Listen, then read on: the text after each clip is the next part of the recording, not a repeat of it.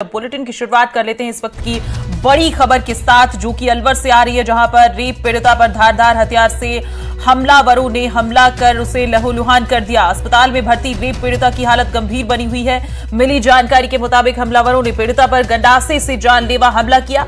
हमलावरों ने खौफजदा करने के लिए फायरिंग भी की। पीड़िता और उसको मृत समझकर हमलावर जो है वो फरार हो गए। लापरवाही के आरोप में आईईओ को निलंबित कर दिया गया है। और जानकारी के अनुसार कस्बा निवासी पीड़िता अपने भाई बलराम के साथ स्कूटी से अपने घर जा रही थी। पुलिस थाने से कुछ दूरी पर आरोपी राजेंद्र यादव, महिपाल गुर्जर व राहुल गुर्जर ने घात लगाकर उनकी स्कूटी के आगे बाइक लगाकर उन्हें रोक लिया। बड़ी खबर आप जान लीजिए, अजमेर से यह खबर है, जहां पर रेप पीड़िता पर जानलेवा हमला हुआ है। आरोपियों ने पिस्टल से फायरिंग कर गंडासे से हमला कर दिया। आरोपियों ने पीड़िता के भाई पर भी हमला किया। हमले में पीड़िता गंभीर रूप से घायल हो गई। आरोपियों ने पीड़िता के शरीर पर गंडासे से कई बार वार किए, जिससे पीड़िता लहूलुहान होकर जमीन पर गिर गई। आरोपी उसे मरा हुआ समझकर वहां से फरार हो गए। शोर सुनकर आसपास के ग्रामीण मौके पर पहुंचे और बलराम ने घायल बहन को लेकर उसके बाद वो अस्पताल पहुंचा, जहां पीड़िता की गंभीर हालत होने पर उसे जयपुर रेफर कर दिया गया है।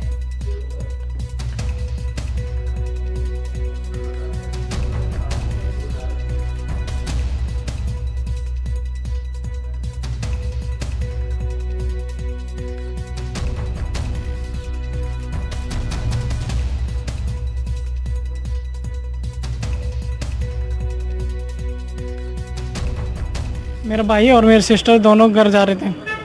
रास्ते में पुलिस थाने के सामने 20 मीटर की दूरी पर एक राजेंद्र यादव और 2-3 साथी थे। उन्होंने मेरी सिस्टर पर हमला किया और धारदार हथियारों से उनका पूरा सिर पर और गन से भी फायरिंग करी और मंगर में है ना, रीढ़ की हड्डी में गोली लगी। उसके 2 गोलियां लगी हैं, एक तो यहाँ से छिल के चल गई थी और एक अंदर घुस गई और पूरा सिर है ना पूरा फट गया। पुराना केस चल रहा था उसने यानी ब्लैकमेल करके उससे गलत काम किया था, उससे दुष्कर्म करा था, तो उसका केस चल रहा था और 28 तारीख थी उसकी कोर्ट में। और बार मैं जान से मारने की धमकी भी दे रहा था, लेकिन एफआईआर दर्ज होने के बाद में भी है ना उसको कोई एक्शन नहीं हो रहा था।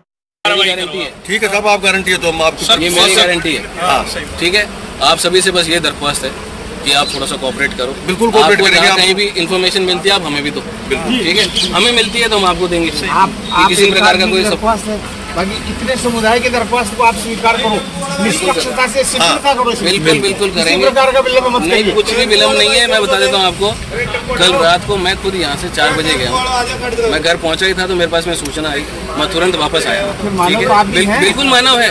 और ये आपने जब आपके आशीर्वाद से जब आपने कुर्सी दी है, तो इस कुर्सी में बैठने के बाद में जो मेरी जिम्मेदारी है उसको मैं निभाना चाहता हूँ और निभा भी रहा हूँ मेरे साथ। जब वो शाहपुरा से पावटा की तरफ आ रही थी, पावटा से अपने भाई के साथ में आ रही थी, तो उस पर राजेंद्र यादव उर्फ राजू सन ऑफ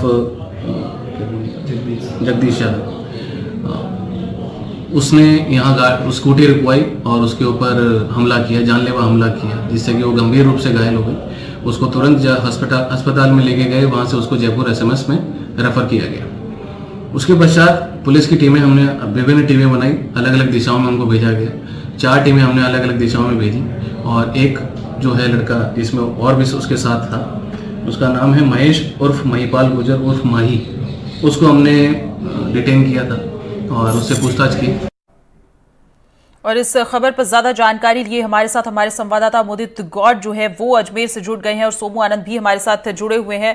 मुदित का पहले रुख करना चाहूंगी। मुदित, हमें बताइए कि कौन से इलाके की ये घटना है और जिस तरह से ये दरिद्रता का एक हम मामला मान सकते हैं, झकझोर देने वाला, कि गंडासे से हमला किया गया है और बुरी तरह से लहूलुहान कर दिया गया है युवती को, पीड़िता को। अब किस तरह का हालात है और पूरा किस तरह से इस घटना को अंजाम दिया गया, आपके पास क्या ज्यादा जानकारी है इस पर हमें बताइए।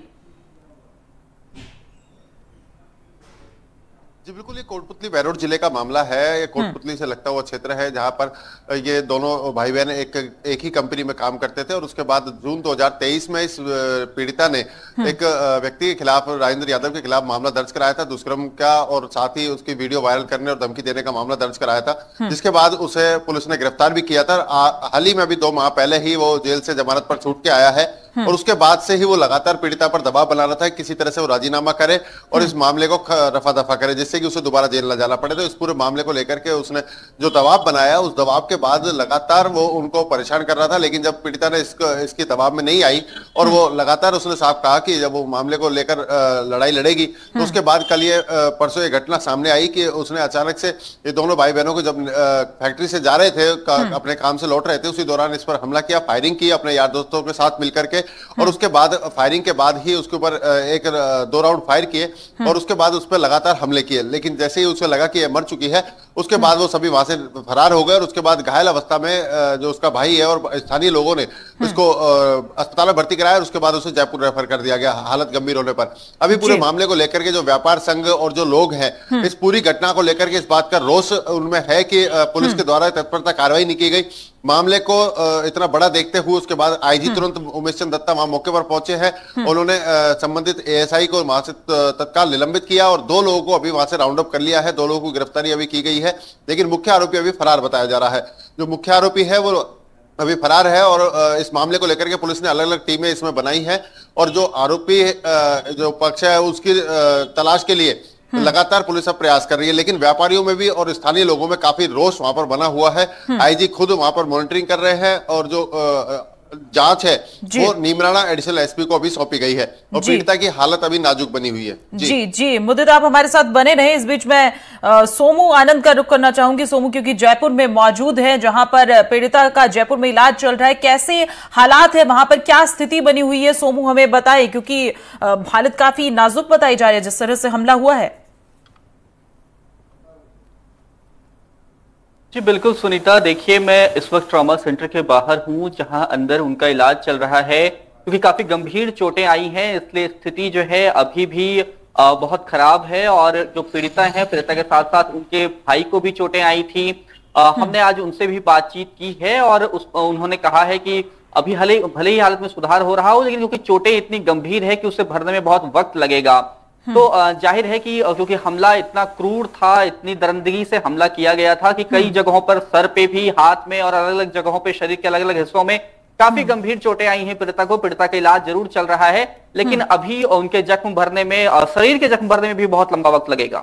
जी सोमू, और मैं मुदित से जानना चाहूंगी, क्योंकि जिस तरह से हम देख पा रहे हैं बड़ा ही सेंसिटिव मामला है, जिस तरह से हमला किया गया है, और अगर हम देखें इस मामले को पीछे जाकर बैकग्राउंड में देखें तो कब ये दुष्कर्म की घटना हुई थी और उसके बाद क्या, जैसे कि पीड़िता ने कहा कि वो लड़ाई लड़ना चाहती है, उसके साथ जो अत्याचार हुआ है उसको लेकर क्या प्रशासन की तरफ से कोई किसी तरह की, पुलिस की तरफ से इंटरफेयर नहीं किया गया था? और जब ये घटना अब हो चुकी है तो उसके बाद अब आरोपियों को पकड़ने के लिए क्या कदम उठा रही है पुलिस?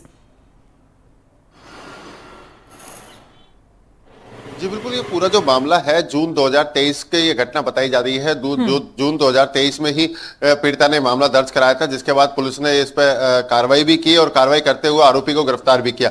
लेकिन इसमें सबसे बड़ी अहम बात, आरोपी जेल की सलाखों के पीछे होने के बावजूद भी अभी फिलहाल जमानत पर 2 माह पूर्व आया है और 2 जमानत होने के बाद से ही लगातार वो पीड़िता पर दबाव बना रहा था। तो ये पूरा मामला जो है पुलिस के संज्ञान में आया था कि उसको धमकी दी जा रही थी। तो धमकी के बाद भी जब पीड़िता ने जब पुलिस को इसकी गुहार लगाई कि उसे सुरक्षा की आवश्यकता है और वो आरोपी जो है उस पर लगातार दबाव बना रहा है, उसे धमका रहा है, उसका मामला पूर्व में भी पीड़िता दर्ज करा चुकी थी, लेकिन पुलिस की तरफ से कोई बड़ा एक्शन इस पर नहीं लिया गया। और आज ये बड़ी घटना जब सामने आई है तब आला अधिकारी इस बात को लेकर के लगातार प्रयास कर रहे हैं कि आरोपियों को गिरफ्तार कर लिया जाएगा, आरोपियों को पकड़ लिया जाएगा। लेकिन उस दौरान ही अगर इस पर त्वरित कार्रवाई होती तो शायद पीड़िता पर यह जानलेवा हमला भी नहीं होता और आरोपी आज भी सलाखों के पीछे होता। लेकिन पूरे मामले को लेकर के अब आईजी लेवल के अधिकारी इस मामले की जांच कर रहे हैं और पूरे मामले में अब अलग अलग टीमें बनाई गई हैं। टीमें लगातार उस आरोपी की तलाश कर रही हैं जिसने अपने दोस्तों के साथ मिलकर के इस पीड़िता पर हमला किया है। और जो पुराना वाला मामला है उसमें भी आरोपी जब जमानत पर बाहर है तो उसके बावजूद भी घटना को अंजाम दे रहा है। तो इस बात को लेकर के कहीं ना कहीं पुलिस की जो व्यवस्था है उस पर भी सवाल खड़े होते हैं। पुलिस ने अगर पूर्व में ही पीड़िता को अगर सुरक्षा मुहैया करा दी होती या पीड़िता की उस एफआईआर के बाद इस आरोपी को दोबारा गिरफ्तार किया होता तो शायद ये घटना नहीं होती। इस मामले को लेकर के अब 2 लोगों को अभी पुलिस ने गिरफ्तार किया है और एक एएसआई जो उसमें लापरवाही के मामले में आईजी ने उनको सस्पेंड कर दिया गया है और पूरे मामले पर अभी आईजी खुद मॉनिटरिंग में जुटे हुए हैं और पूरे मामले की जांच एडिशनल एसपी को सौंपी हुई है। जी जी मुदित। सोमू, मैं आपसे जानना चाहूंगी क्योंकि आप एसएमएस हॉस्पिटल में ही मौजूद हैं, वहां पर अगर हम देखें तो इस घटना के बाद कब तक पीड़िता की हालत कैसी है, इस पर क्या कुछ अपडेट डॉक्टर्स की तरफ से, अस्पताल की तरफ से आ सकती है, क्या कहेंगे इस पर? जी देखिए, हम ये कोशिश कर रहे हैं कि जो डॉक्टर हैं जो उनका ट्रीटमेंट कर रहे हैं वे अब से थोड़ी देर के बाद यहाँ पर आएंगे। अभी जो बाहर स्वास्थ्यकर्मी थे उनसे हमारी बात हुई तो उन्होंने साफ तौर पर बस इतना ही बताया कि अभी भी जो पीड़िता है उसको जो चोटें आई हैं, क्योंकि जिस तरह से वार किया गया था शरीर के ऊपर और खासतौर पे सर पे भी चोटें आई हैं, तो उसमें भी वक्त लग सकता है। लेकिन थोड़ी देर के बाद जब डॉक्टर उनके बारे में जानकारी देंगे तो भी वो जानकारी हम एनडीटीवी के माध्यम से अपने दर्शकों तक जरूर पहुंचाएंगे। जी, क्योंकि यहाँ पर मामला काफी संवेदनशील नजर आ रहा है और जिस तरह से दिन दहाड़े ये हमला किया गया है, ऐसे में सुरक्षा पर भी लगातार अगर हम देखें तो सवाल उठ सकता है कि एक जो युवती है उस पर किस तरह से चलती स्कूटी रुकवा कर कोई हमला कर देता है, तो काफी ये समझने वाला और सोच विचार करने वाला मामला है। क्या कुछ सामने आएगा जानना बहुत ही महत्वपूर्ण रहेगा। आपका बहुत शुक्रिया सोमू और मुदित हमारे साथ जुड़ने के लिए और इस खबर पर ज्यादा जानकारी हमारे दर्शकों तक पहुंचाने के